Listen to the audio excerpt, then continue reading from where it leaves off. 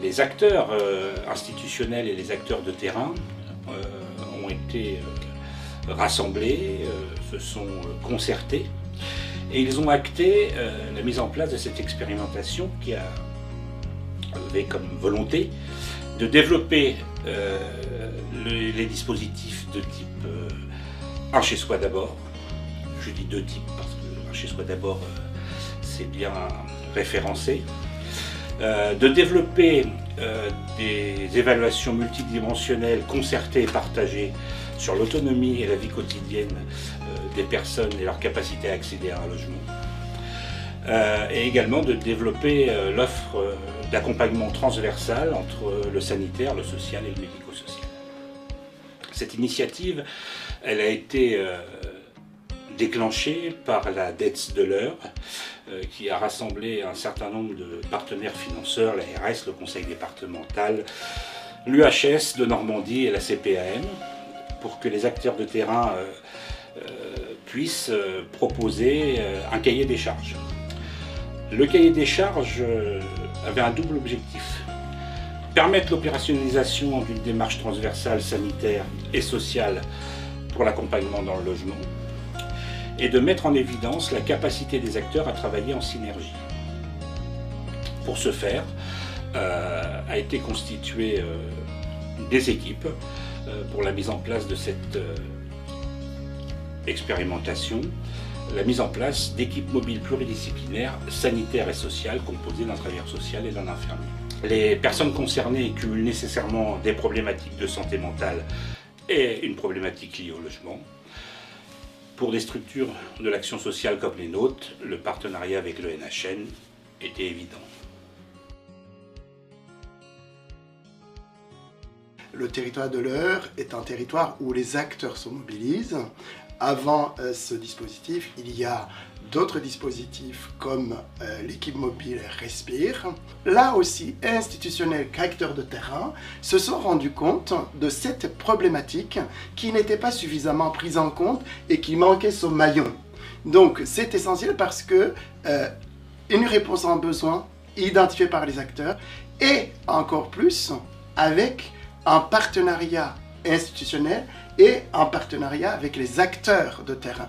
Et en quoi elle est complémentaire aux autres dispositifs, il y a une articulation, par exemple si je parle du logement inclusif, il y a une articulation qui est portée par l'abri et les autres acteurs, il y a une articulation avec les acteurs dans le cas des comités de suivi ou des comités de pilotage qui veillent à la complémentarité pour éviter qu'il y ait un empilement, comme on dit, des millefeuilles. Donc, c'est plutôt un dispositif pour nous qui est vraiment essentiel. Essentiel parce que, je résume, parce que réponse issue des besoins constatés par les acteurs. 2, qui fait intervenir des professionnels du sanitaire, du social, pour affiner les besoins et apporter des réponses adaptées.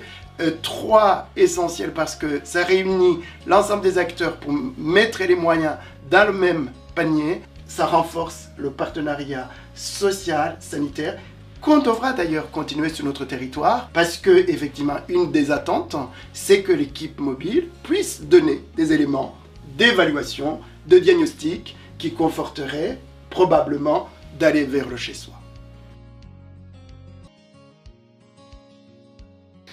En comité de pilotage, nous avons d'ores et déjà identifié différents points d'évolution possibles, à savoir 3 points principaux que sont les critères d'orientation dans le dispositif.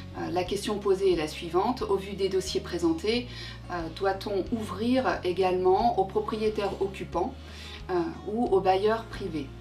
La deuxième question qui sera important de poser dans le cadre de cette évaluation est la durée d'accompagnement. En effet, on voit que dans les dossiers présentés pour un suivi, pour une prise en charge par l'équipe mobile de soutien au logement, ce sont des profils très complexes qui sont ponctués de multiples ruptures, que ce soit dans le soin ou dans l'accompagnement social.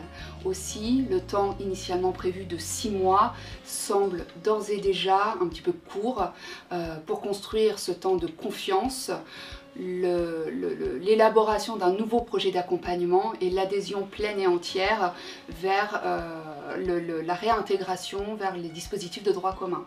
Et dernière question qui n'est pas la moindre, qui sera posée, c'est la question de la couverture territoriale sur notre département, puisque le dispositif est expérimenté sur 2 territoires, l'un urbain et l'autre plus rural, donc la zone d'Évreux et le territoire de Bernay. Et la question qui est posée est la couverture, notamment en premier lieu au vu des demandes qui sont d'ores et déjà présentées auprès de l'EMSL sur le territoire de Vernon. Cette décision sera évidemment prise en comité de pilotage, en lien avec les différents financeurs et les parties prenantes. En synthèse, je dirais que c'est un dispositif innovant qui a déjà fait ses preuves en termes de pertinence. La question qui se pose maintenant est d'en assurer la pérennité.